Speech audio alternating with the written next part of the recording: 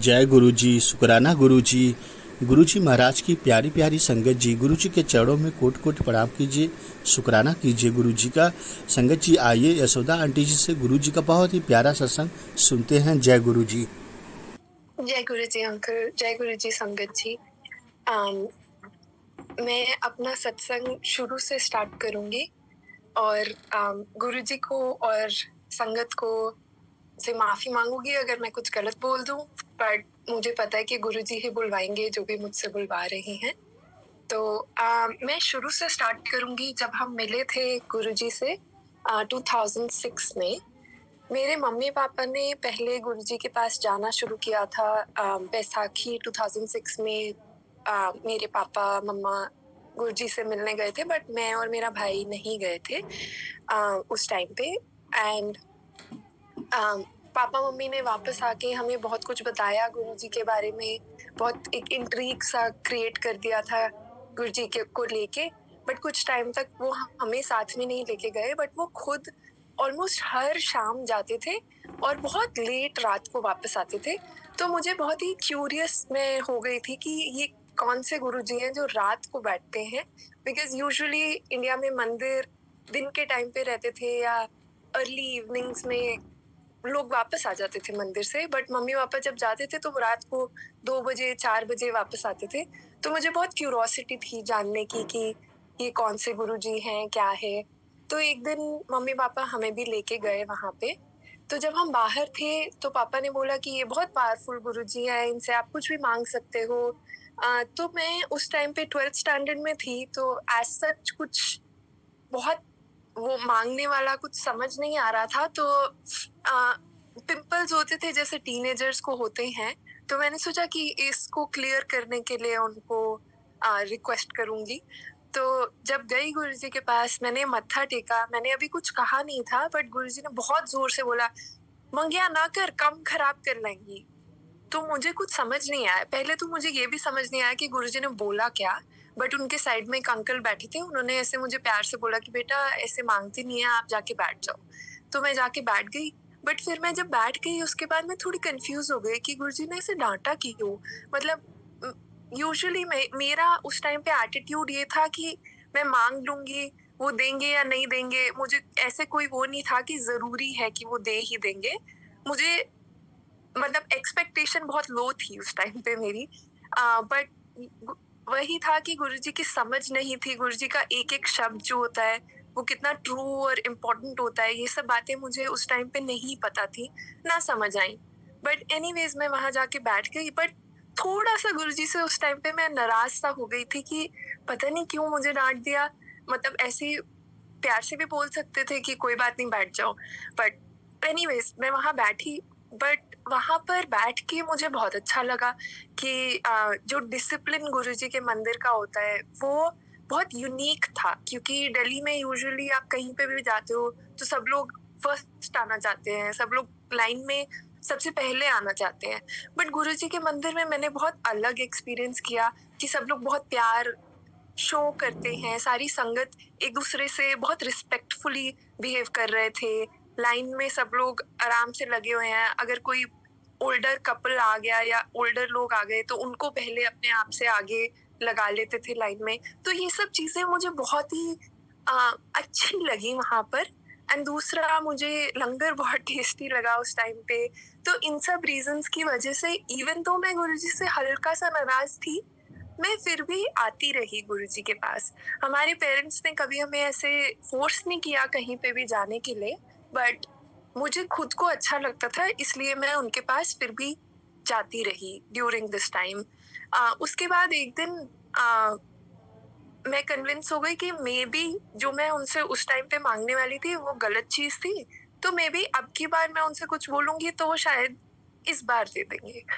तो मैंने दोबारा से अटेम्प्ट किया, बट अगेन गुरुजी ने ये भी नहीं जानना चाहा कि मैं क्या मांगने वाली हूँ, मुझे बस डांट दिया कि मंगिया ना कर, कम खराब कर लेंगे। तो अगेन मुझे लगा कि पता नहीं, मतलब सब लोग जो सत्संग सुनाते हैं वो तो ऐसे ही सुनाते हैं कि उन्होंने कुछ मांगा उनको मिल गया। तो it was very confusing for me कि मेरे को क्यों डांट पड़ती है और बाकी लोगों के लिए तो गुरुजी सुन लेते हैं जो वो बताते हैं। बट एनीवेज उस टाइम पे मुझे ये भी लगा कि मे बी क्योंकि मैं थोड़ी छोटी हूँ एज में, तो समझ भी नहीं है, तो गुरुजी को भी लग रहा होगा ये बच्ची पता नहीं क्यों आके मुझे तंग कर रही है। तो इस तरह का मेरा एटीट्यूड था, तो इसलिए मैंने फिर भी कुछ ऐसे बहुत बुरा नहीं माना, बट थोड़ा सा बुरा माना कि पता नहीं क्यों मुझे डांट पड़ती है हर बार। एनीवेज फिर भी जाते रहे एंड एट सम पॉइंट मेरा बिलीफ ये बन गया कि गुरुजी मुझे लाइक नहीं करते हैं, इसलिए वो मुझे डांटते हैं।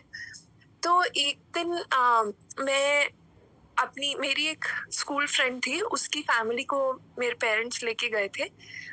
तो आज्ञा के टाइम पे मम्मी पापा पहले आगे जाके उसके मम्मी पापा के साथ आज्ञा लेके आ गए, और फिर मुझे और मेरी फ्रेंड को अंदर जाना था गुरुजी के पास। तो पापा ने बोला कि बेटा ऐसे इंट्रोड्यूस करना होता है, जब आप किसी भी नई संगत को लेके जाते हो तो आप गुरुजी को बताना कि ये आपकी फ्रेंड है, कौन है।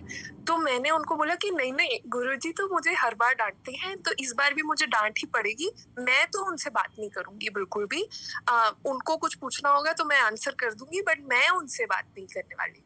बट गुरुजी को हर एक बात इतनी अच्छी तरह से पता होती थी, और गुरुजी को पता था कि मैं क्या सोच रही हूँ और क्या चल रहा है मेरे दिमाग में, कि मैं जब अंदर गई तो वहां आसपास में कोई सेवादार नहीं बैठे थे सरप्राइजिंगली उस टाइम पे। एंड मैं अंदर गई तो गुरुजी ने पूछा कि ये कौन है, और मैं समझ गई कि गुरुजी ने क्या पूछा है, जबकि पिछली 2 बार जब मुझे डांट पड़ी थी तो मुझे समझ नहीं आया था कि गुरुजी क्या कह रहे हैं। बट जब इस बार उन्होंने मुझसे पूरी कॉन्वर्सेशन करी, कि मैंने उनको बताया कि मेरी स्कूल की फ्रेंड है, उन्होंने कहा अच्छा कौन सी क्लास में, मैंने उनको बताया कौन सी क्लास में, फिर उन्होंने कहा चलो फिर ऐश करो। तो गुरुजी ने मुझे ये रियलाइज करवाया कि ऐसा नहीं है कि वो मुझे लाइक नहीं करते या उनको कोई प्रॉब्लम है मुझसे, बट इट्स मोर कि जो उन्होंने बोला मुझे कि मंगया ना कर कम खराब कर लेंगी, that has a significance in my life. और ये बात मुझे एज लाइफ गोज ऑन हर बार रियलाइज होती है कि गुरुजी ने कितना मुझे ब्लेस कर दिया विद दैट वन स्टेटमेंट कि मंगया ना कर कम खराब कर लेंगी। एनीवेज सो हम लोग जाते रहे गुरुजी के पास। मैं गुरुजी को मानती थी, but at the same time उस टाइम पे फिर भी गुरुजी फिजिकल फॉर्म में थे, तो आई थिंक मोस्टली लोग उनको ऐसे डायरेक्टली भगवान नहीं मान पा रहे थे, बट तो मैं भी उसी कैटेगरी में थी in the beginning. But at some point एक बार कोई एक संगत खड़े होके अपना सत्संग शेयर कर रहे थे, तो उन्होंने जब सत्संग शेयर करना स्टार्ट किया तो उन्होंने कहा कि गुरुजी तो शिव जी का रूप है, गुरुजी शिव अवतार हैं, इस तरह से मतलब शिव जी के बारे में 2-3 बार ऐसे कह दिया। तो मैं शिव जी की बहुत बड़ी भक्त थी उस टाइम पे, और अभी भी हूँ, बट तो मेरे को एकदम से लगा कि मेरे शिव जी से क्यों आप कंपेयर कर रहे हो इन ह्यूमन को। तो मुझे थोड़ा सा ऐसे बुरा सा लगा कि मेरे शिव जी, तो मुझे प्रोटेक्टिव भी लगा अपने शिव जी के लिए। बट एनीवेज उस टाइम पे जब हम बैठे थे, तो जब सत्संग खत्म हो गया उसके बाद अभी भी हम बैठे थे वहां पे, तो मैंने गुरुजी को अपने मन में सोचा कि अच्छा अगर आप शिव जी का रूप हो तो आप तो मेरी सारी बातें सुन सकते होगे, तो अभी आप इमीडिएटली वो दूसरी साइड पे देख के किसी से बहुत इंटेंस बात कर रहे थे, बहुत सीरियस फेस बना के। तो मैंने उनको बोला कि आप मेरी तरफ अभी देखो और स्माइल करो। विद इन मिली सेकेंड्स गुरुजी ने मेरी साइड पे देखा और स्माइल कर दिया। तो मैं बहुत डर गई और मैं एकदम से नीचे छुप गई सब लोग के। तो but after a few minutes जब मेरा हार्ट रेट वापस नॉर्मल पे आया, तो मैंने अपने आप को कन्विंस कर लिया कि ये तो कोइंसिडेंस था कि गुरुजी तो ऐसे इधर उधर देखते रहते हैं बैठ के, तो मे बी मेरी तरफ बाय चांस उन्होंने देख लिया होगा।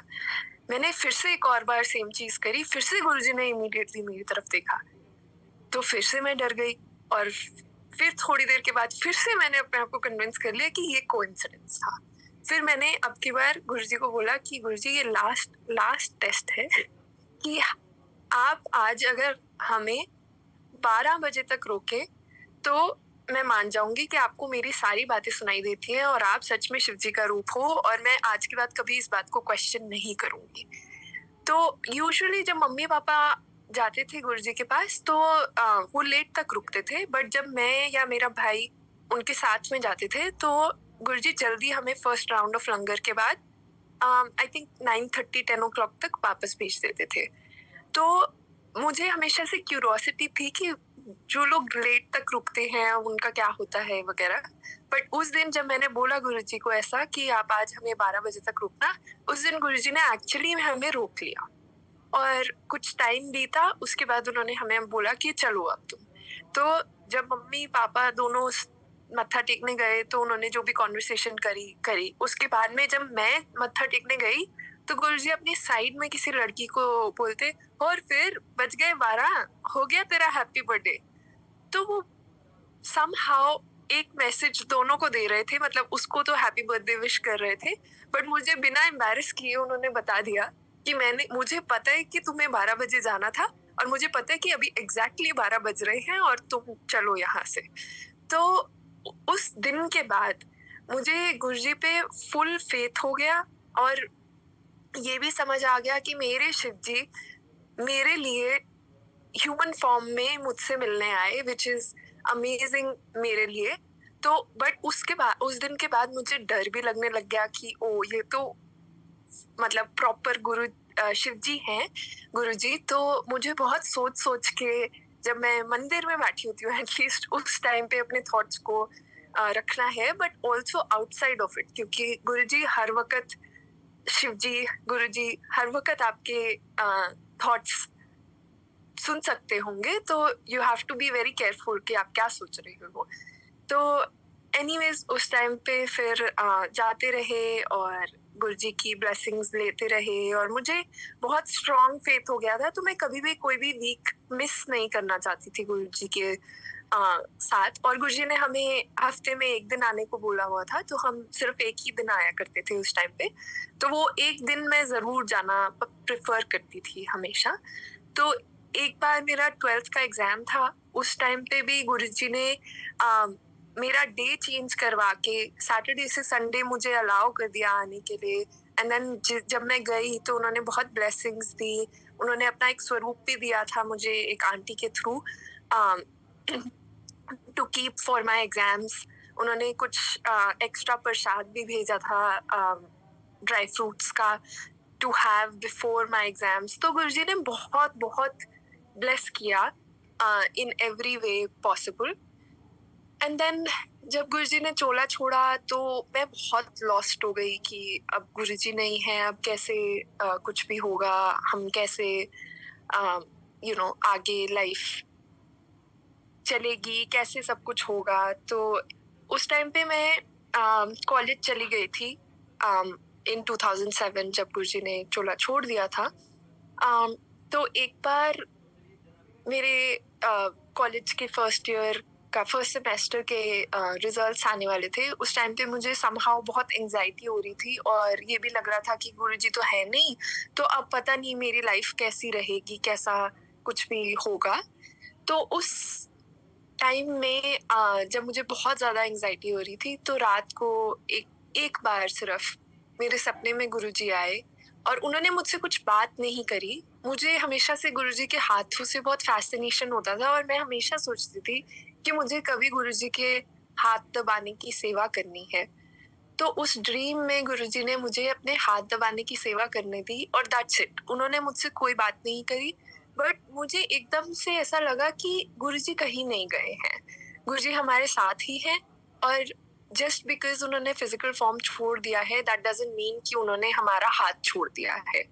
तो उस दिन के बाद से मैं बहुत रिलैक्स हो गई कि ठीक है, अभी भी गुरुजी हैं, अभी भी हमारी लाइफ उन्हीं के हाथ में है और वो ही खुद ही हैंडल कर रहे हैं हर एक सिचुएशन हमारी लाइफ की। देन कमिंग बैक टू कि गुरुजी ने कहा था मंगया ना कर कम खराब कर लेंगी। तो ये बात मैंने बहुत अपने अंदर इनकॉर्पोरेट करने की कोशिश करी, but at the same time हम ह्यूमंस ही हैं, तो कुछ इच्छाएं कुछ विशेष तो सबकी होती ही हैं।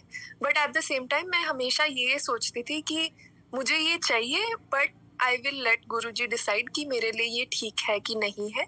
अगर ठीक है तो ही गुरुजी मुझे ये दे। तो जब मैं कॉलेज में थी तो एक कंपनी आती थी रिक्रूटमेंट के लिए जो हमारे स्ट्रीम के लिए सबसे अच्छी कंपनी थी।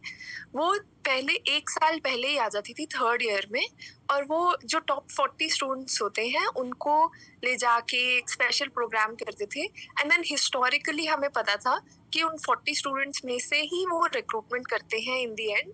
ऑल्दो वो एग्जाम वगैरह सबका लेते हैं, but at the end of the day वो सिर्फ उन 40 में से ही हायर करते हैं इन द एंड। तो मैं जब वो लोग आए 40 स्टूडेंट्स में आने से मेरा नाम सिर्फ 0.1% से रह गया। तो उस दिन मैं बहुत अपसेट हो गई कि पता नहीं, मतलब मैं ऑब्वियसली चाहती थी उस कंपनी में रिक्रूटमेंट के लिए पार्टिसिपेट करना या रिक्रूट होना, बट मेरा ये मिस हो गया और बहुत ही कम, मतलब 1 मार्क भी नहीं बनता 0.1%। तो मैं बहुत अपसेट थी उस दिन। और गायत्री आंटी जिन्होंने हमें फर्स्ट टाइम गुरुजी से मिलवाया था, उस दिन बाय चांस वो मुझे कॉलेज से पिक करने आए। तो उन्होंने मुझे पूछा कि हाउ वाज योर डे, और मैं एकदम से रोना शुरू हो गई कि ये ऐसे हुआ, ये कंपनी आई थी, मेरा तो मिस हो गया, अब तो मेरा रिक्रूटमेंट नहीं हो पाएगा। तो उन्होंने कहा नहीं नहीं, गुरुजी चाहते हैं अगर आपका इस कंपनी में तो हो जाएगा। तो आई थॉट कि उनको समझ नहीं आया कि एक्चुअली अनलेस मैं उस सिलेक्शन में हूँ मेरा नहीं रिक्रूटमेंट हो पाएगा। बट एनीवेज आई रिस्पेक्टेड कि उन्होंने कहा कि मे बी ये कंपनी मेरे लिए ठीक नहीं है, तो मेरा इस कंपनी में हो ही नहीं पाएगा। Basically that's what the message is, that's what I got the message. But क्योंकि गायत्री आंटी इतनी पुरानी संगत है, उनको गुरुजी की हर एक बात पता है, उनको पता है कि गुरुजी कैसे मिरेकल्स भी करते हैं, तो जो उन्होंने कहा था वही एंड में हुआ कि इवन दो मेरा उन 40 स्टूडेंट्स में सिलेक्शन नहीं हुआ, इवन दो मुझे सैटरडेज को वो प्रोग्राम में पार्टिसिपेट नहीं करना पड़ा और मैं अपने सैटरडेज एंजॉय करती थी, मेरा फिर भी इन दी एंड उस कंपनी में सिलेक्शन हो गया। And I was one of the only 2 people जो बिना उस 40 पीपल वाले प्रोग्राम के उस कंपनी में सिलेक्ट हो गए। सो अगेन गुरुजी ने शो किया मुझे कि मंगया ना कर कम खराब कर लेंगी, क्योंकि मैं ये मांगती कि मुझे ये प्रोग्राम में पार्टिसिपेट करना है, बट गुरुजी को पता है कि तुम बिना पार्टिसिपेट किए प्रोग्राम में you can just get away with it. तो उस दिन मुझे ये बात रियलाइज हुई। उसके बाद में जब हम मैंने जब वो कंपनी ज्वाइन करी तो फर्स्ट वीक में ऐसे ट्रेनिंग होती थी, एंड उसमें सारे डिफरेंट कॉलेजेस के स्टूडेंट्स जो थे वो सारे एक साथ ट्रेनिंग में आते थे। तो वहाँ पर ऐसे बात हो रही थी कि एक कंपनी है जिससे कि डायरेक्टली तुम जैसे ही एक टीम है जिसको ज्वाइन करते ही आपको सीधा यूके भेज दिया जाता है। तो मतलब मेरी सारी क्लास के सारे जो बाकी के स्टूडेंट्स थे वो बहुत एक्साइटेड थे कि अरे हमें उस टीम में जाना है वगैरह। और जितना मुझे पता चला था वो ये था कि वो टीम बैंगलोर में बैठती है। तो मेरा गोल ये था कि मुझे घर पे ही रहना है, तो मैं गुड़गांव या एनसीआर में ही अपना लोकेशन चाहती थी। तो मैंने बहुत ज़्यादा इसके बारे में सोचा नहीं, और मुझे लगा कि हाँ दैट्स वेरी नाइस कि अगर उस टीम में हो जाए तो, but anyways I would prefer कि मैं घर पे ही रहूँ अपने पेरेंट्स के पास। तो I would like to not go to Bangalore और एनीवेयर एल्स। तो मेरा ऐसे थॉट प्रोसेस था। और दूसरा मुझे ये था कि हाँ गुरुजी अपने आप देख लेंगे। तो मेरा कभी भी ऐसे नहीं बना कि मुझे बहुत ज़्यादा कुछ ये था कि हाँ मुझे इसी टीम में जाना है, बट गुरुजी ने जो ब्लेस करना होता है वो उन्होंने ब्लेस करना होता है। तो उन्होंने मुझे वो टीम एनसीआर में दिलवा दी, जिससे कि यूके डायरेक्टली पोस्टिंग हो जाती थी ज्वाइन करने के बाद। तो गुरुजी मुझे हर बार यही दिखाए जा रहे थे कि मैं मांगू ना उनसे तो वो मुझे जो मैं सोचती हूँ उससे भी कई ज्यादा देते हैं। ऐसा एक और एग्जाम्पल ये था कि जब एनीवेज आफ्टर जॉब वगैरह मैं यूएस आ गई थी अपनी मास्टर्स करने के लिए। उसमें भी गुरुजी ने मुझे बहुत ब्लेस करा कि मुझे जिस कॉलेज से मैंने MBA करा वहाँ पे मुझे 90% स्कॉलरशिप मिल गई, तो हमें फाइनेंशियली कोई ऐसे बर्डन नहीं पड़ा टू डू द मास्टर्स, क्योंकि और US में अगर MBA करने आते हैं तो एक लॉटरी सिस्टम है, तो वो एक ही बार लॉटरी में नाम आता है अगर MBA करते हैं तो मेरे ऊपर वो फाइनेंशियल स्ट्रेन नहीं पड़ा कि मैंने एजुकेशन के लिए बहुत पैसे दिए हैं तो इस वजह से मुझे ज़्यादा टाइम के लिए जॉब करनी पड़ेगी टू पे ऑफ लोन्स और एनीथिंग। हमारा बहुत इजीली सब कुछ निकल गया। बट इवन आफ्टर ग्रेजुएटिंग मेरे साथ गुरुजी ने इतने सारे ब्लेसिंग्स दिए हैं, हमेशा ब्लेस करते रहे कि जब स्पेशली जब लोग H1B के लिए अप्लाई करना चाहते होते हैं तो बहुत मुश्किल होता है जॉब ढूंढना, बट मेरे साथ गुरुजी ऐसे हाथ पकड़ के चलते हैं कि मुझे सामने से किसी ने मैसेज करा कि आपको जॉब चाहिए क्या, which is very unheard of कि कोई H1B वालों से पूछ रहा है कि तुम्हें जॉब चाहिए क्या। और वो कोई नकली बंदा नहीं था, वो एक्चुअली में कंपनी में प्रॉपर EVP पोजीशन पे एक हमारी यूनिवर्सिटी के ही अलमनाई थे जिन्होंने मुझे रीच आउट करा और उन्होंने कहा आपको जॉब चाहिए, एंड देन मैंने उनके साथ इंटरव्यू करा। एंड इवन इंटरव्यू प्रोसेस में मुझे ऐसा लगा कि गुरुजी ने मुझसे आंसर्स दिलवाए हैं, बिकॉज मुझे एक क्वेश्चन पूछा गया था जिसके लिए जो मैंने आंसर दिया वो मुझे आज तक नहीं पता कि मुझे वो आंसर आता कैसे था, बिकॉज मैंने कभी नहीं पढ़ा था वो आंसर। बट जब उन्होंने मुझसे पूछा मैंने इमीडिएटली उनको आंसर कर दिया, which was very surprising to me. But मुझे पता है कि गुरुजी ने वो आंसर भी मेरे दिमाग में डाला। तो फिर मेरी हायरिंग हो गई, एंड वो भी बहुत फनी चीज़ थी कि मेरा first job in the US 7 जुलाई को स्टार्ट हुआ।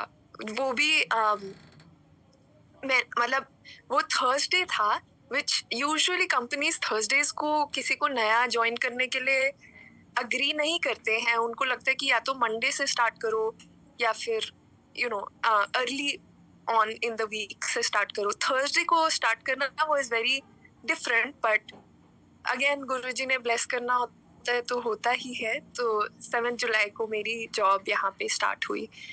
उसके बाद एक और मिराक्युलस या गुरुजी कैसे छोटी छोटी बातों में भी हमारी बातें सुनते हैं, इसका एग्जाम्पल ये था कि मैं एक बार अपना ड्राइविंग लाइसेंस यहाँ लेने के लिए गई थी। मेरे पास गाड़ी वगैरह कुछ नहीं था उस टाइम पे, बट ऐसे ही लाइसेंस लेना चाहती थी बिकॉज काफ़ी टाइम हो गया था उस टाइम पे US आए हुए, तो ड्राइव करना इंडियन लाइसेंस पे वैलिड नहीं था, तो इसलिए मैं DMV गई अपना लाइसेंस लेने के लिए। और वहाँ पर बहुत लाइन लगी हुई थी। मैं दूसरी बार जा रही थी, फर्स्ट टाइम मेरे को डॉक्यूमेंट्स मिसिंग थे, तो मैं जब सेकंड टाइम गई और वहाँ बहुत लंबी लाइन लगी हुई थी और लाइन में खड़े हुए मैं गुरुजी को बोल रही, और वो उस दिन 12 बजे बंद हो जाता था DMV, तो मैं गुरुजी को बोल रही थी कि गुरुजी आज अगर मेरा ये नहीं हुआ ना तो मैं ये सोच लूंगी कि मेरा H1B भी नहीं लगेगा और मैंने इंडिया ही वापस जाना है, तो कोई लाइसेंस का भी कोई मतलब नहीं बनता है यहाँ पे। तो इसलिए मैं बस अभी यहाँ पे इतने ही टाइम के लिए हूँ, बट मैं ये आधा घंटा जो है इसका वेट करूंगी। बट मैं लाइन में बहुत पीछे थी उस टाइम पे, तो कोई चांस ही नहीं था मेरा नंबर आने का। बट मैं ऐसे ही गुरुजी से अपने मन में खड़े हुए बात कर रही थी। इतने में कोई यहाँ का बंदा आया और वो सबसे पूछ रहा है आपका टोकन नंबर क्या है, आपका टोकन नंबर क्या है, और सबसे पूछते पूछते मेरे पास आता है और कहता है आपका टोकन नंबर ये है। मुझे याद नहीं है क्या नंबर था, बट व्हाटएवर। तो उसने कहा कि मेरा नंबर कुछ बहुत आगे का नंबर, उसने बताया कि 15 है, तो क्या आप मेरे साथ एक्सचेंज करना चाहेंगे अपना नंबर। मैंने उसको बोला हाँ, और मैंने उससे उसकी स्लिप ली और मैं फटाफट से भाग गई आगे। तो it was very miraculous in my opinion कि कोई पीछे का नंबर क्यों लेना चाहेगा जब उस दिन उसकी टर्न आएगी ही नहीं, तो कोई सेंस नहीं बनता है। It was a very illogical thing, but Guruji ही इस चीज को करा सकते थे। It is only possible if Guruji was the one who intervened into this. And then obviously और दूसरी बात ये है कि H1B और ड्राइविंग लाइसेंस में कोई रिलेशनशिप नहीं है आज आपस में, मगर मैंने गुरुजी को ऐसे बोल दिया तो गुरुजी ने वो भी करवा दिया। एंड देन मेरा H1B लग गया। एंड देन मैं यूएस में रह रही थी, मैं न्यू जर्सी में रह रही थी उस टाइम पे। तो वहाँ एक एडिसन में मंदिर है, वहाँ पे मेरे पापा आते थे ऑलमोस्ट हर साल हम मिलने के लिए। तो जब भी पापा आते थे तो वो मंदिर जाते थे और वहाँ पे अपना सत्संग शेयर करते थे, बट वो साथ में एक और सत्संग ये शेयर करते थे कि उन्होंने गुरुजी को बार बार मुझे इंट्रोड्यूस करा कि गुरुजी है मेरी कुड़ी है, मेरी कुड़ी है। एंड देन एक दिन गुरुजी ने कहा हाँ मैंने पता है ये साडी कुड़ी है। उसके बाद से गुरुजी ने इंट्रोड्यूस करना बंद कर दिया। तो ये सत्संग पापा ऑलमोस्ट हर बार शेयर करते थे। तो मुझे थोड़ा सा अजीब लगता था कि पापा हर बार शेयर करते हैं, मुझे थोड़ा एम्बैरेसिंग भी लगता था। और मुझे कभी कभी ऐसा लगता था कि मतलब गुरुजी ने ऐसे ही पापा का दिल रखने के लिए कुछ कह दिया तो पापा इतना ये बार बार शेयर कर रहे हैं वो एक छोटी सी चीज को। तो मुझे बहुत ऑड लगता था जब भी वो ये बात शेयर करते थे। बट गुरुजी ने ये भी मुझे रियलाइज करवाया कि गुरुजी का कोई भी वर्ड जो है वो ऐसे ही नहीं था। उन्होंने हमेशा जो भी बोला उसका कोई मीनिंग था। तो 2021 में मुझे फाइनली प्रॉपरली रियलाइज हुआ कि ये सत्संग का भी कुछ मीनिंग था कि क्योंकि 2021 में थोड़ा सा कोविड टाइप का टाइम चल रहा था, मेरा वीज़ा स्टैम्प नहीं लगा हुआ था। एंड मेरी शादी की बात चल रही थी, तो हमने डिसाइड किया कि यूएस में ही कर लेंगे शादी। तो जब सोचा था इसके बारे में तो ये सोचा था कि छोटी सी शादी करेंगे। मेरा आइडिया ये था कि छोटी सी शादी करेंगे, बस मम्मी पापा मेरे और मेरे हस्बैंड के और भाई भी हों दोनों के तो अच्छा रहेगा, बट ऑप्शनल। तो छोटी सी शादी रहेगी और मतलब थोड़ा रैप अप सा हो जाएगा। एंड बाद में देख लेंगे अगर कुछ और करना होगा इंडिया में, बट आइडियली बस उतना ही करेंगे। ये मेरा आइडिया था। But Guruji has his own plans all the time, क्योंकि जब ये बात स्टार्ट हुई तो धीरे धीरे करके एक्सपैंड होता गया आइडिया कि अच्छा चलो एक छोटा सा हॉल बुक कर लेते हैं जिसमें रिसेप्शन रख लेंगे, जो भी 20-30 लोग आ रहे होंगे उनके लिए। तो वो रख लिया। मेरे कुछ फ्रेंड्स वगैरह को इनवाइट करना था, तो हमने सोचा हाँ ठीक है 20-30 लोग तो हो जाएंगे, तो उनके लिए सिर्फ रिसेप्शन पे उनको बुला लेंगे। एंड देन फेरे जो हैं वो हम लोग गुरुजी के मंदिर में करने की कोशिश करेंगे। तो ये बात हमने वहाँ एडिसन मंदिर में अंकल से शेयर करी कि इज इट ओके कि हम अगर अपनी वेडिंग यहाँ पे कर लें ऑर्गेनाइज। तो अंकल ने कहा ऑफ कोर्स, ऐसे कैसे, आप तो गुरुजी की बेटी की तरह हो, तो हाँ जरूर। तो आई वाज लाइक अच्छा ठीक है, अच्छी बात है चलो। तो अंकल ने बोला कि वो सब ऑर्गेनाइजेशंस में हेल्प करेंगे। तो उन्होंने पूरा मंदिर का जो भी सेटअप था वो पूरा उन्होंने ऑर्गेनाइज करा।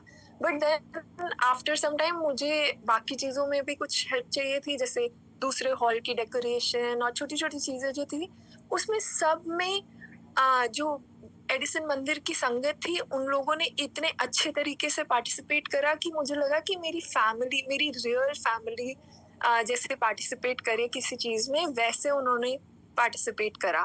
एंड देन एक और आंटी है, उन्होंने बोला कि तुम्हारी मेहंदी का क्या सिचुएशन है, तुम कहाँ कर रही हो। तो आई वाज लाइक कि ऐसे इतना तो मैंने डिटेल्स में सोचा ही नहीं है कुछ भी। तो उन्होंने कहा कि कोई बात नहीं मैं तुम्हारी मेहंदी का पूरा फंक्शन खुद स्पॉन्सर भी करूंगी, खुद ऑर्गेनाइज भी करूंगी, तुम्हें कुछ भी करने की जरूरत नहीं है। अगेन सो ब्यूटिफुल कि संगत मैं सिर्फ उनको थोड़ा सा ही जानती थी कि कभी कभी वो एक्चुअली वो तो मुझे मंदिर तक लेके जाती थी। उनके पास गाड़ी थी तो वो मुझे हर वीक मंदिर तक लेके जाती थी, तो वो पहले ही मुझे इतनी हेल्प करती थी। And on top of that उन्होंने मेरी मेहंदी का भी फंक्शन ऑर्गेनाइज करने में पूरा हेल्प करा। देन जब मम्मी पापा आ गए, पहुंच गए यूएस, वो भी ऐसा था कि कोविड था, तो किसी को पता नहीं था कि कब से फ्लाइट स्टार्ट होंगी। उन सिर्फ इतना अनाउंस हुआ था कि नवंबर में कभी फ्लाइट्स खुलेंगी, एंड हमने डिसाइड किया कि 14 नवंबर को शादी करेंगे। तो फ्लाइट्स जो थी वो 9th नवंबर को खुली थी, एंड देन 10th को पापा मम्मी आए। तो मतलब शादी से जस्ट 4 दिन पहले मेरे खुद के पेरेंट्स और इवन मेरे हस्बैंड के पेरेंट्स 4-5 दिन पहले ही लैंड हुए यूएस में। तो आप ये सोचिए कि सारा का सारा ऑर्गेनाइजेशन, सारी प्लानिंग, सब कुछ सिर्फ गुरुजी की संगत ने करी। और मेरा खुद का भी कुछ ज्यादा पार्टिसिपेशन नहीं रहा था उस पूरे प्रोसेस में। सारा कुछ हमारी संगत, हमारी प्यारी गुरुजी की संगत ने सब रिस्पॉन्सिबिलिटीज ले ली थी अपने आप ही। एंड देन जब मम्मी पापा आए तो बात चल रही थी कि हाँ कैसे कहाँ क्या करेंगे, किसको बुलाना है फेरों के लिए स्पेसिफिकली। तो अंकल ने मुझसे पूछा कि आपको कोई ऐसे स्पेसिफिक लिस्ट है कि किसको आप बुलाना चाहते हो, किसको नहीं बुलाना चाहते हो। तो मेरा शुरू से आइडिया यही था कि जो क्लोज फैमिली है सिर्फ वो रहेंगे फेरों के टाइम पे। बट मैंने ये बात एक्सप्रेस नहीं करी, बिकॉज मुझे लगा कि जैसे गुरुजी ने शुरू से कहा है कि मंगिया ना कर कम खराब कर लेंगी, तो उसी बेसिस पे मैंने अंकल को बोला कि अंकल जैसे आपको ठीक लगे आप कर लो वैसे। एंड शादी से 2-3 दिन पहले जब हम अंकल से मिलने गए, तब मुझे पता लगा कि जो फेरे हैं वो गुरुजी की गद्दी के एकदम सामने हो रहे हैं। नॉट जैसा कि मेरे दिमाग में था कि कहीं लाइक बाहर एक पार्किंग लॉट है, उसमें शायद से फेरे होंगे, ये मैंने सोचा था।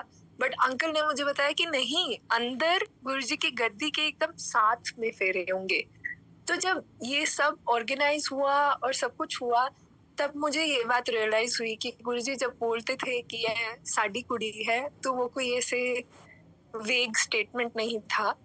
उन्होंने एक्चुअली उस बात को ऑलमोस्ट प्रूव करा। मुझे ऐसा लगा कि मेरा कन्यादान तो गुरुजी ने ही करा है। पापा मम्मी भी थे साथ में, मगर पापा और गुरुजी दोनों ने साथ में साडी कुड़ी का प्रॉपर कन्यादान करा।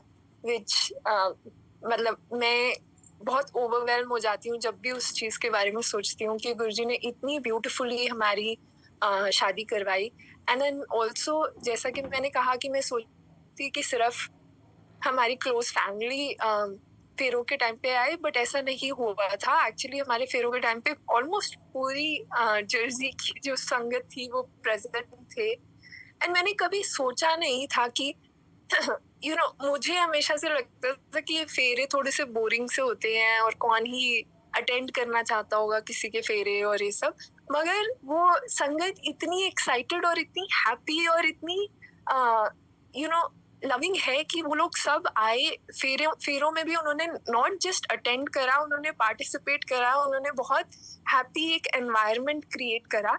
And then even for the reception, मतलब संगत आके वहां पे जो उन्होंने डांस करना स्टार्ट किया, रात तक बंद नहीं किया। और मेरे जो फ्रेंड्स थे वो इतने सरप्राइज थे कि पता नहीं तुम ये इतने सारे लोगों को जानती कैसे हो, और दूसरा ये लोग इतने खुश कैसे हैं, और ये तो हमसे डबल एज के लोग भी पूरी रात डांस कर रहे हैं, विच इज वेरी यूनिक। कोई उन्होंने भी कभी ऐसे नहीं देखा था कि इतना एक्साइटमेंट, इतनी हैप्पीनेस किसी भी जगह पे किसी शादी में हो सकती है। तो वो सब देख के मुझे हमेशा फील हुआ कि गुरुजी का एक भी वर्ड जो होता है वो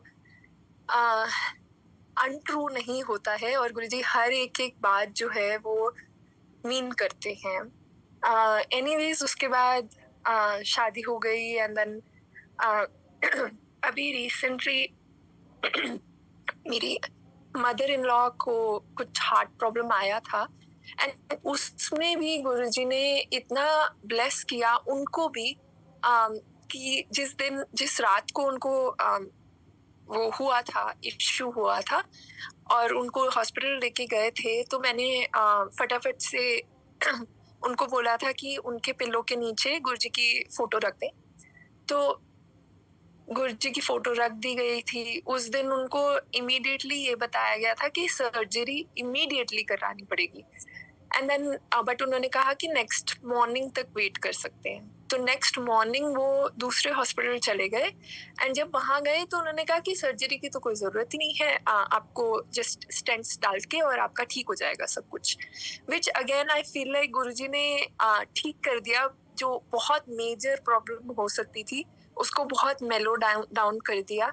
और वो लोग जस्ट जब ये सब हुआ उससे जस्ट पहले अभी यूएस भी आए थे हमारे साथ, तो बहुत सारे उन्होंने सत्संग भी अटेंड करे थे मेरे साथ। और उन्होंने ऑलरेडी गुरुजी ने उनको ब्लेस करना स्टार्ट कर दिया था, उनको लंगर काफी सारा मिला।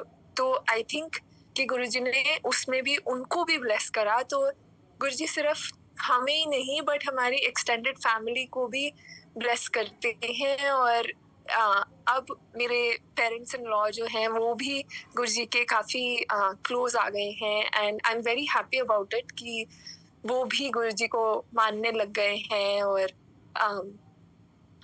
मुझे बहुत अच्छा लगता है ये जान के कि अब हमारी पूरी फैमिली एज अ होल गुरुजी को मानती है और गुरुजी से ब्लेसिंग्स लेती है। और गुरुजी हमें अनलिमिटेड ब्लेसिंग्स देते जा रहे हैं और अभी भी मुझे लगता है कि आगे भी वो देते रहेंगे। और कभी उनकी बस शरण में रहें हम, और गुरुजी हमें हर हमारी गलती के लिए माफ करते रहें और हमें हमेशा इतना ही प्यार देते रहें। जय गुरुजी। आंटी आज बड़ा प्यारा सत्संग सुनवाए गुरुजी ने। गुरुजी आपका लख लख शुक्राना, इतने प्यारे दर्शन दिए गुरु महाराज आपने आशा आंटी को, वो सारी संगत ब्लेस हुई। गुरुजी आपका लख लख शुक्राना। आज ना जैसे अभी लक्ष्मी आंटी वो फ्लावर पॉट वाला शेयर कर रही थी ना, तो कमांडर अंकल की अभी जो लास्ट वीक बुक खत्म हुई है, तो उससे पहले जो बुक रीडिंग शुरू हो रही थी ना उसमें, तो उसमें भी उन्होंने ना एक फ्लावर पॉट का ही गुरुजी के टाइम का सत्संग शेयर किया था कि उनको जब गुरु महाराज दरबार सजा हुआ था, गुरुजी बैठे हुए थे, तो उनको ना वहां पे गुरुजी का एक पित्तल का फ्लावर था, उसके अंदर वो फ्लावर पॉट पसंद आया था। तो गुरुजी के दरबार के बाद ना गुरुजी सब कुछ बंटवा देते थे, वहां होता होगा उस टाइम। तो जब उनकी बारी आने लगी ना, तो उनसे पहले ना कि गुरुजी मनु कुछ और ना दे दें, तो वो ना किचन के पास जाके खड़े हो गए कि बस अपनी विश अपने मन में अंदर मान के। और गुरु महाराज ने एक सेवादार को भिजवा के कहते जा ओनू कमांडर अंकल को बुला के ला, ओनू है मैं फ्लावर पॉट देना है। तो वो फ्लावर पॉट वो अंकल के घर आज भी रखा हुआ है ब्लेसिंग के रूप में। तो मतलब जैसे आंटी को भी वो फूल दिए उस बिटिया ने आके, तो गुरुजी तो हमारे मन की जानते हैं। तो हर चीज का गुरुजी आपका लख लख शुक्राना, ये घड़ियां देने का, ये ब्लेसिंग देने का लख लख शुक्राना। जय गुरुजी आंटी, शुक्राना गुरुजी महाराज का। जय Guruji. Thank you Anju aunty, thank you इतना प्यारा सत्संग शेयर करने के लिए। तो मुझे वही था, मैंने कहा इससे पहले मीटिंग खत्म हो एक बार आप जरूर कुछ शेयर कर दो। शुक्राना शुक्राना अंजू आंटी, जो आपको भी वो जो सत्संग वो सॉरी चाय के कप में जो हुए थे उसमें भी कितने क्लियर शिव जी बने हुए हैं साक्षात, वेरी वेरी क्लियर आंटी। शुक्राना आंटी, सब गुरुजी है, सब बिल्कुल गुरुजी है। दर्शन गुरुजी के, वो आके भी गुरुजी के, हम कुछ भी नहीं है, वो बस ब्लेस करते हैं संगत को। जय गुरुजी आंटी।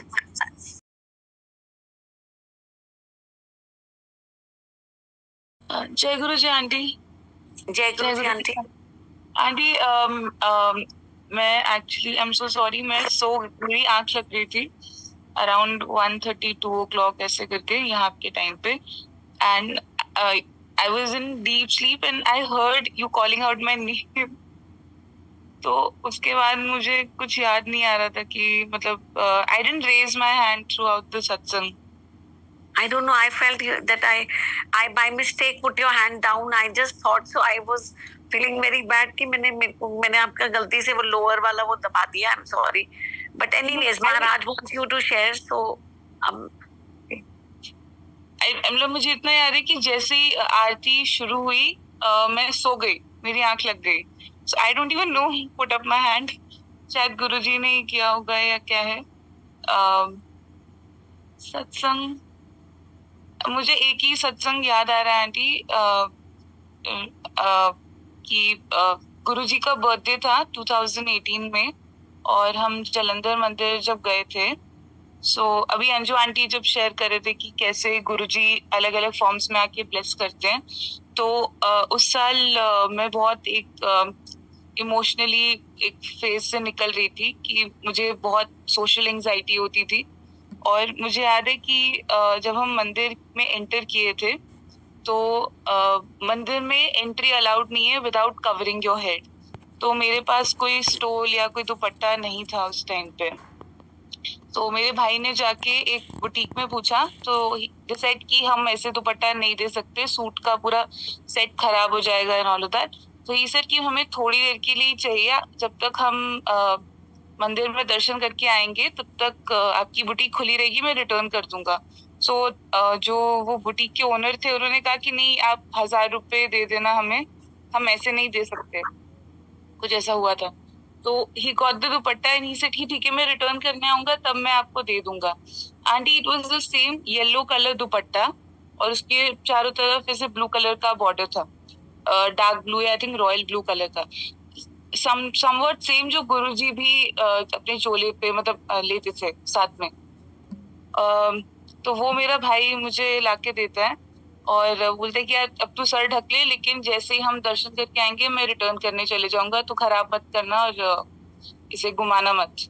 तो मैंने कहा ठीक है। फिर हम अंदर गए और द मोमेंट वी एंटर्ड, तो मेरे मॉम खुद से नहीं चल पा, मतलब थोड़ा सा उनको स्टेयर्स चढ़ने में दिक्कत होती थी।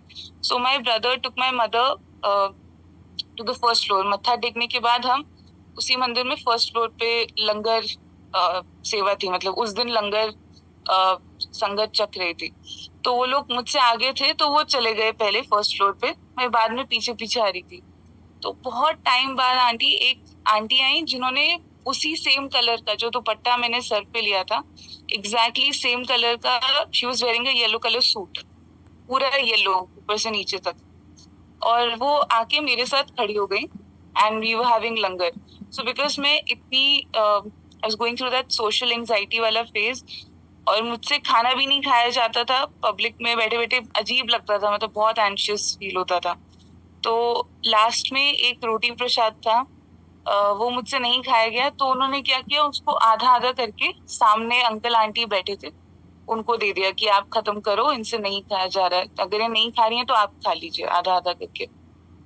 उसके बाद मेरी मॉम और मेरी ब्रदर ने अपना लंगर कंप्लीट कर लिया, वो लोग नीचे उतरे, उतनी देर में हमारा भी कंप्लीट हो गया लंगर। हम उठे और मैं फटाफट से वहां से मैं जल्दी से बाहर निकल के मैं नीचे चली गई कि I have to catch up with them. तो वो आंटी बहुत पीछे रह गई जो मेरे साथ बैठी थी लंगर खाने के लिए। तो हम जैसे नीचे उतरे, सब संगत को एक जल प्रसाद के लिए एक छोटा ग्लास दिया था पानी का, जल प्रसाद का, और एक मैंगो दे रहे थे, जैसे कि आप मैंगो घर जाके खा लेना, ये प्रसाद है गुरुजी का। तो मैं जल प्रसाद पीने के लिए रुक गई। वो आंटी कब आई, एंड आई एम श्योर उनको आइडिया भी नहीं होगा कि मेरी मॉम कौन है, क्योंकि मैं और मेरी मम्मी बहुत दूरी पे खड़े थे थ्रू आउट जो हमारा दर्शन हुआ और लंगर चका। Suddenly she walks up to my mother and she says, ये आपकी बेटी है? तो and I saw her talking to my mother. So my mother said, हाँ ये मेरी बेटी है। तो उन्होंने कहा कि इन्होंने अपना पूरा लंगर नहीं खाया, आप इनको बोलना है ये लंगर पूरा खाना चाहिए, ऐसे नहीं करना चाहिए। और वो चली गई। तो उस दिन एंड सडनली हम देख रहे हैं, उनको ढूंढ रहे हैं, और वो चली गई। तो गुरुजी उस दिन मुझे मम्मी ने बोला कि you know Guruji has come to bless you, और सोच गुरुजी ने तेरे साथ बैठकर ही लंगर चखा, और किस फॉर्म में गुरुजी आते हैं आपको ब्लेस करते हैं, आपको कोई आइडिया नहीं होता। And auntie about the dupatta, जब हम दर्शन करके निकले वहां से, so my brother went back to the boutique with the dupatta, वो बुटीक बंद हो चुकी थी, और वो गुरुजी ने हमें दिया, वो मुझे दे दिया था दुपट्टा, वी अज्यूम दैट। और 1-1.5 साल बाद मैंने एक सत्संग सुना था एक आंटी का, वेयर शी सेड कि उनको भी एंजाइटी प्रॉब्लम था, तो उन्हें गुरुजी ने बोला था, आई थिंक सपने में दर्शन दिया था, सामने से बोला था कि आप एक येलो कलर का दुपट्टा या कपड़ा अपने तकिए के नीचे रख के सोना, तो एंजाइटी इश्यूज नहीं होंगे, because yellow colour solar plexus chakra जो होता है हमारी बॉडी में, हमारे स्टमक के पास जो एरिया होता है, that is solar plexus and it is depicted through yellow colour. तो वो आपका हील हो जाएगा और आपको एंजाइटी इश्यूज नहीं होंगे, एंड प्लस डाइजेशन भी आपका ठीक रहेगा, गट हेल्थ भी अच्छा रहेगा। सो आई डोंट नो, यही सत्संग मेरे दिमाग में अभी आया, so I shared it with you. जय गुरु जी, शुक्राना गुरु जी। कुछ बोलने में गलती हुई गुरु जी तो sorry. Over to you auntie. जय गुरु जी। Thank you, Abba aunty. It's something very very nice you've shared, and you don't know किस संगत को इसका अपना रिप्लाई मिला होगा। So thank you so much for sharing, and Guruji Maharaj bless you aunty। and see, आप कह रहे हो ना कि you assumed कि गुरुजी ने वो आपको तो दुपट्टा दिया, and then after a year and a half you heard the satsang, so he validates also. So Yes. I'm sure he came himself to bless you that day in that form. तो महाराज के तो क्या तरीके हैं, that is हमारी समझ के तो वो बाहर हैं। बस we should be receptive enough to take his blessings। बाकी उनके तरीके समझने का तो हमें दिमाग लगाना ही नहीं चाहिए। तो thank you aunty for this beautiful satsang। अनंतम शुक्राना। Welcome aunty. जय गुरु। आंटी मैं ऑलमोस्ट हो चुकी थी, मैंने नोटिफिकेशन में आशा आंटी का भी मैसेज देखा, वेयर डिड यू गो, अभी थोड़ी देर पहले। सो आई एम सो सॉरी गुरुजी, मैं पहले नहीं उस टाइम पे मैंने अनम्यूट करा। I am very sorry about that. नहीं aunty, you don't have to be sorry, it's absolutely fine। So thank you aunty, thank you Anantam. Thank you. जय गुरु जी, जय गुरु जी। जय गुरु जी आंटी। जय गुरु जी संगत जी। आंटी थैंक यू बोलूंगी, सुखविंदर आंटी को इतना प्यारा मतलब इतनी ब्लेसिंग्स देते हैं हमें, तो थैंक यू गुरु जी को भी। आंटी मुझे एक छोटा सा ना सुखविंदर आंटी से सवाल पूछ सकती हूँ? जी छोटा सा ही। हाँ छोटा सा ही है, ज्यादा बड़ा नहीं। आंटी जैसे ना मैंने मतलब आजकल फेसबुक पे या बहुत से चैनल्स पे ना वो आती है, जैसे शहर वर्षा दिखाते हैं, तो मैंने सुखविंदर आंटी से ये चीज पूछनी है कि क्या अगर कोई संगत दर्शन करने जाती है, या क्या वो सही होता है, जाना चाहिए नहीं जाना चाहिए? मतलब हर एक के, जैसे क्या आंटी अभी बता रहे थे कि संगत, नई संगत या पुरानी संगत का हर एक अलग अलग वो रहता है, तो इसका थोड़ा सा मतलब बता रहे हैं कि क्या कोई कुछ कहता है, कोई कुछ कहता है, कोई कहता है ये हमारी अपनी ब्लेसिंग्स है, कोई शेयर कर देता है फेसबुक पे आजकल, कोई नहीं करता है, तो कोई कुछ बोलता है, बस उसमें ही थोड़ा सा। और गुरु जी के लिए मंत्र जाप करूंगी, फिर आंटी को बोलना ये बस ये थोड़ा सा क्लियर कर दे बस। जय गुरु जी। जय गुरु जी आंटी ਤੁਸੀਂ ਜਵਾਬ ਦਿਓ।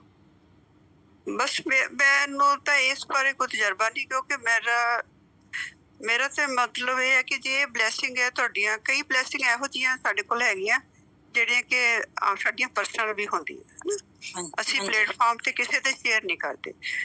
ਤੇ ਜਿਹੜੀ ਸਿਆਲ ਬਰਖਾ ਦਾ ਵੀ ਮੈਨੂੰ ਤਾਂ ਲੱਗਦਾ ਕਿ ਜੇ ਤੁਹਾਡੀ ਸੰਗਤ ਕੋਈ ਬੈਠੀ ਆ ਉਹਨੇ ਦੇਖ ਲਈ, ਠੀਕ ਹੈ, ਉਹਦਾ ਤੁਸੀਂ ਬਾਹਰ ਤੁਹਾਡੇ ਪਰਸਨਲ ਤੁਹਾਡੇ ਲਈ ਹੋਈ ਹੁੰਦੀ ਆ। ਵੈਸੇ ਤਾਂ ਜੇ ਕਿਸੇ ਦੇ ਹੋ ਰਹੀਆਂ ਤਾਂ ਜੋ ਕੁਛ ਵੀ ਹੈ, ਮੇਰਾ ਤਾਂ ਨਹੀਂ ਖਿਆਲ ਕਿ ਆਪਾਂ ਉਹਦਾ ਮਤਲਬ ਕਿ ਇਸ ਤਰ੍ਹਾਂ ਬਾਹਰ, ਕਿਉਂਕਿ ਆਪਾਂ ਗੁਰੂ ਜੀ ਨੇ ਦਿਖਾਉਣੀ ਤਾਂ ਉਹਨਾਂ ਨੂੰ ਆਪਣੇ ਘਰੇ ਵੀ ਦਿਖਾ ਸਕਦੇ ਆ।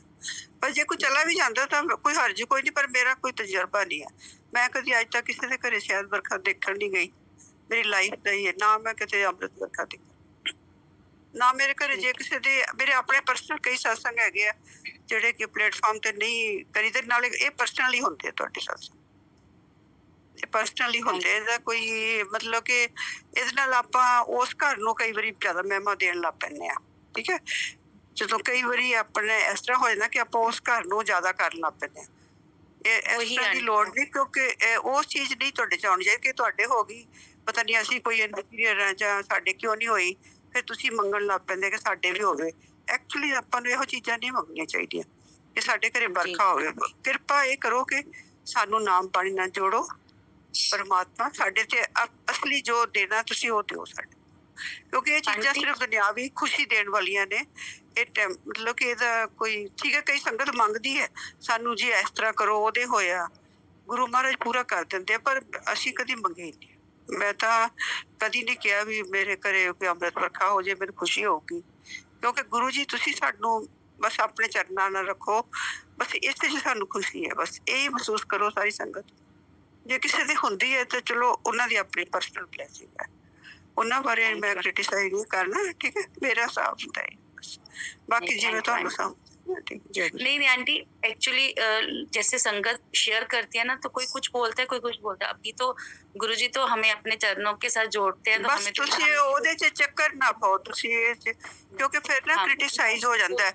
हो सकता वो संगत दे घरे एक्चुअली वर्षा होई होगी, ठीक है जी। वो अपनी पर्सनल रखते हैं तो ब्लैसिंग अपने को पर्सनल रखते हैं, तो उन्हां दी ब्लैसिंग ही है, उन्हां ਲਈ ब्लैसिंग है। क्रिटिसाइज ਦਾ ਵਿਸ਼ਾ ਨਹੀਂ ਬਣਦੇ ਹੋ, ठीक है ना। ਜਦੋਂ ਇਸ ਤਰ੍ਹਾਂ ਆ ਜਾਂਦਾ ਹੈ ਤਾਂ ਕੋਈ ਸੰਗਤ ਉਸ ਨੂੰ ਵਿਸ਼ਵਾਸ ਕਰਦੀ ਹੈ, ਕੋਈ ਉਹਨਾਂ ਬਾਰੇ ਕੁਝ ਹੋਰ ਬੋਲਦੀ ਹੈ। ਇਹ ਪਰਸਨਲੀ ਠੀਕ ਹੁੰਦੇ ਆ, ਪਰਸਨਲੀ ठीक ਹੁੰਦੇ ਆ। ठीक जय गुरु जी, जय गुरु। जय गुरु जी आंटी, जय गुरु जी, जय गुरु जी आंटी। मैसेज मिल गया आपको, आपका आंसर जी। ओके, जय गुरु जी, जय गुरु जी, जय गुरु जी आंटी, जय गुरु जी, जय गुरु जी। आ रहे, मैं आपको अनम्यूट कर रही हूँ। जय गुरु जी, जय गुरु जी, जय गुरु जी, शुक्राने गुरु जी, थैंक यू आंटी। जय गुरु जी। ओम नमः शिवाय, शिव जी सदा सहाय। ओम नमः शिवाय, गुरु जी सदा सहाय। आंटी मेरी ना हार्ट बीट बड़ी फास्ट हो जाती है जब मैं सत्संग शेयर करने लगती हूँ। तो मैं एक इसी ग्रुप में संगत है, उनसे 101 सत्संग शेयर कर रही थी। तो उन्होंने मुझे कहा कि आंटी आप प्लेटफॉर्म पे शेयर करो, बट 5 o'clock तक मेरा काम होता है सेंट्रल टाइम। तो मैंने कहा नहीं, 5 o'clock तक तो मैं काम पे होती हूँ, नहीं कर सकती, बट कभी लेट हुआ तो मैं करूँगी। So I will quickly share 2-3 सत्संग्स। Maharaj blessings, amazing amazing amazing. Maharaj कितना ब्लेस हम सबको कर रहे हैं। एक तो यहाँ पे हमारे एक संगत हैं, 49 years old, she was diagnosed with 4th stage breast cancer. तो उनकी मम्मा भी इंडिया से आई हुई थी, मम्मा जुड़ी हुई गुरु जी से। तो उनको जो भी गुरु जी का जल प्रसाद, लंगर प्रसाद, सत्संग पे भी कई बार वो आई, शोधी हरे, जो भी ब्लेसिंग्स महाराज की दे सकते थे। तो अभी रिसेंटली उनका स्कैन हुआ 1 हफ्ता पहले। So the scan came clearly clear, no sign of cancer. शुक्राना शुक्राना महाराज, बहुत बहुत शुक्राना। She herself was, when she was texting me, she said, Auntie, my hands are trembling while I'm sending you this message। और मैं सत्संग पे बैठी थी जब वो उन्होंने मुझे मैसेज किया। तो पहले वो हर 3 months बाद उनका स्कैन कर रहे थे। Now they said it will be after 6 months। तो उनका next scan will be after 6 months, but I told her कि please continue doing what you are doing and keep your faith। महाराज पे अपना भरोसा रखना। तो ये था। और फर्स्ट वीक ऑफ अप्रैल में I got a call and then I didn't pick up, so got a voice message एक संगत से कि 8 or 9 years girl got electrocuted और 90% बर्न हो गया and she's in PGI। आप कोई संगत बताओ चंडीगढ़ में। तो मैंने एक पंचकूला की संगत है और एक चंडीगढ़ में एक अश्विनी अंकल, मैंने उनका नंबर दिया। इमीडिएटली गुरुजी ने मुझे सोची थी कि एक संगत का मैं सत्संग सुना करती थी। तो वो हस्बैंड वाइफ दोनों लॉयर हैं और वो चंडीगढ़ में कहीं रहते हैं। और सिंस मैं चंडीगढ़ में रही हूँ तो मुझे उनकी बातों से अंदाजा था कि ये पीजीआई के पास में रहते। तो I immediately sent their uncle's number also. So that auntie reached out to them and said कि ऐसे ऐसे पीजीआई में वो बच्ची एडमिट है, आप कुछ भी गुरुजी की ब्लेसिंग्स उनको दो, भेजो, और अगर लंगर प्रसाद या जो भी आप ब्लेसिंग। वो तो कहने लगे हम दोनों हस्बैंड वाइफ ने कोर्ट जाना है पर देखते हैं। So they went and बच्ची का ट्रीटमेंट शुरू हो गया पीजीआई में। डॉक्टर्स ने बोला कोई उम्मीद नहीं है, जवाब दे दिया डॉक्टर्स, पर ट्रीटमेंट कंटिन्यूड। और ये आंटी अंकल डेली वहाँ जाते रहे। दे टुक इट एज गुरुजी हुकम एंड जो उनसे हेल्प होती थी लंगर प्रसाद देने जाते थे उनको। तो आफ्टर फ्यू डेज मैं बड़े मंदिर पे सत्संग सुन रही थी प्लेटफॉर्म पे। तो वो अंकल आंटी आए, सत्संग सुना रहे थे। अंकल का सत्संग खत्म हुआ, फिर आंटी आई सत्संग सुनाने। आंटी ने क्या सुनाया कि वो एक सत्संग पे गई और जब आने लगी तो होस्ट संगत ने उनको लंगर प्रसाद पैक करके दिया और उन्होंने कहा हमने तो लंगर प्रसाद कर लिया है। तो उन्होंने कहा नहीं, ले जाओ आप। तो उन्होंने सोचा पता नहीं महाराज ने किसके लिए भेजा लंगर, और आके एज इट इज रेफ्रिजरेटर में रख दिया। And next morning they got his call and उन्होंने वो एज इट इज लंगर उठाया और पीजीआई में दे के आए। एंड आई वाज लाइक वाह महाराज, आपको पहले ही पता था कि इनको फोन आना है और इनको ये सेवा मिलनी है और इनको ये लंगर प्रसाद पहले ही महाराज ने पैक करा के रात को ही दे दिया। कॉल जबकि सुबह आई तो लॉन्ग स्टोरी शॉर्ट, वो बच्ची के सर्जरीज हुई, ट्रीटमेंट हुआ, शी इज फाइन एंड अभी डिस्चार्ज होके वो घर पे गई है। सो अनंतम अनंतम शुक्राना महाराज का। वो हम सबको मोहरे बनाते हैं, जरिए बनाते हैं, सेवा लेते हैं। सो महाराज ऐसे ही चरणों में अपने लगाए रखें। बहुत बहुत शुक्राना महाराज का। एक और सत्संग सुनाऊंगी मैं। एक सत्संग में मैं बैठी थी और एक आंटी आई मेरे पास, कहती है मेरी ना तबीयत ठीक नहीं रहती। तो मैंने कहा आंटी आप किसके साथ आए हो? कहते ये मेरा बेटा है। तो मैंने कहा आपको मैं लोटा ब्लेस करा के मंगा देती हूँ दिल्ली से, और आप आंटी को देना जल प्रसाद और थोड़ा नहाने के लिए यूज करेंगे। कहती हाँ, उनको ब्रेस्ट में कुछ प्रॉब्लम है और डॉक्टर डायग्नोज ही नहीं कर पा रहे और डिसीजन ही नहीं ले पा रहे और बार बार टेस्ट करते हैं और ये परेशान हो चुकी हैं। तो महाराज ने लोटा ब्लेस करवा के उनको भिजवाया। उनको जो आंटी ने दिया थोड़ा सचखंड प्रसाद भी दिया जिनके थ्रू मिला उनको। तो अभी कुछ दिन पहले मेरे को मैसेज आया उनकी डॉटर इन लॉ का कि मम्मी की सर्जरी हो गई है successfully, no radiation needed and she is on a recovery path. शुक्राना शुक्राना महाराज। कहाँ पे डॉक्टर्स डायग्नोज ही नहीं कर पा रहे थे, डिसीजन ही नहीं ले पा रहे थे। Aunty was in so much trouble getting test done again and again. So Anantam Anantam शुक्राना महाराज का। जय गुरु जी। आंटी भूल चूक माफ करना संगत जी। जय गुरु जी। शुक्राना गुरु जी। जय गुरु जी। शुक्राना गुरु जी। ब्लेसिंग ऑलवेज गुरु जी। गुरु जी के कृपा से हम लोगों को बहुत ही प्यारा प्यारा सत्संग सुनने को मिला। गुरु जी आपको ब्लेस करें आंटी जी, अंकल जी, और हम लोगों के बीच में ऐसे ही प्यारा प्यारा गुरु जी का सत्संग सुनाते रहें। जय गुरु जी। संगत जी जो प्रभु के लिए बैठे ही रहते हैं, कुछ भी नहीं करते हैं, प्रभु उनको भी देते हैं। वो कभी किसी को निराश नहीं करते। एक आदमी एक सेठ के पास काम मांगने गया तो सेठ ने मना कर दिया, किंतु जब उसने प्रार्थना की कि सेठ जी आपके पास इतने काम करने वाले हैं और काम भी अधिक है, तो कृपया करके मुझे भी रख लीजिए, मुझे भी काम दे दीजिए। तब संगत जी सेठ ने पूछा मजदूरी कितना लेगा? आदमी बोला 400 दे दीजिएगा, 400 में हम काम कर लेंगे। सेठ ने कहा ये तो ज्यादा है और कम बताओ, 400 तो नहीं दे पाएंगे। संगत जी आदमी बोला आप तो सरकार हैं, आप तो मालिक हैं, आप ही से तो हम लोगों का जीवन चलता है। सेठ ने कहा ठीक है, शाम को 400 ले लेना। संगत जी आदमी ने काम पूछा तो सेठ ने कहा अभी बैठो, जैसे ही कोई काम होगा बताता हूँ। शाम तक कोई काम सेठ ने बताया ही नहीं।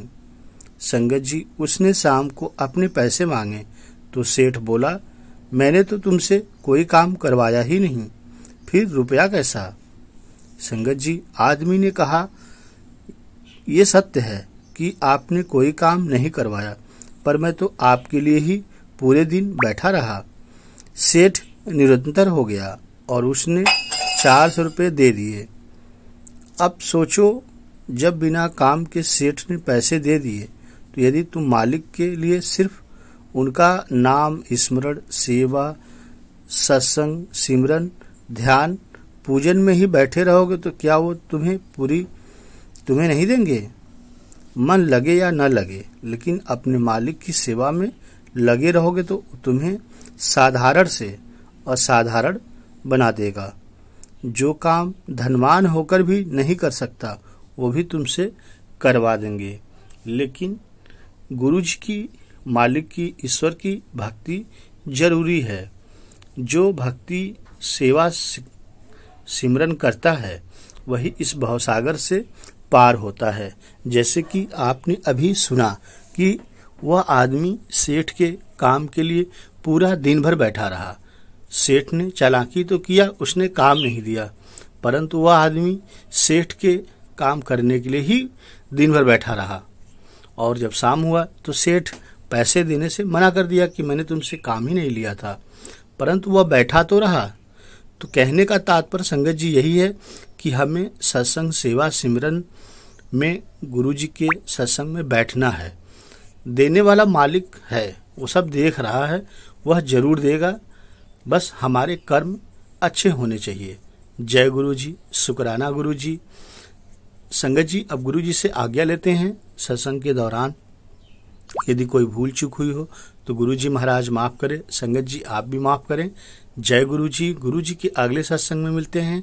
संगत जी, इस सत्संग को आप शेयर कीजिए ताकि दूसरे संगत को भी यह सत्संग का लाभ मिले।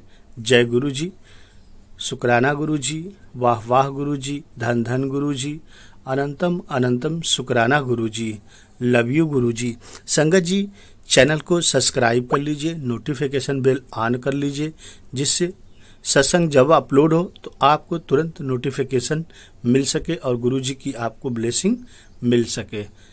जय गुरु जी, शुक्राना गुरु जी।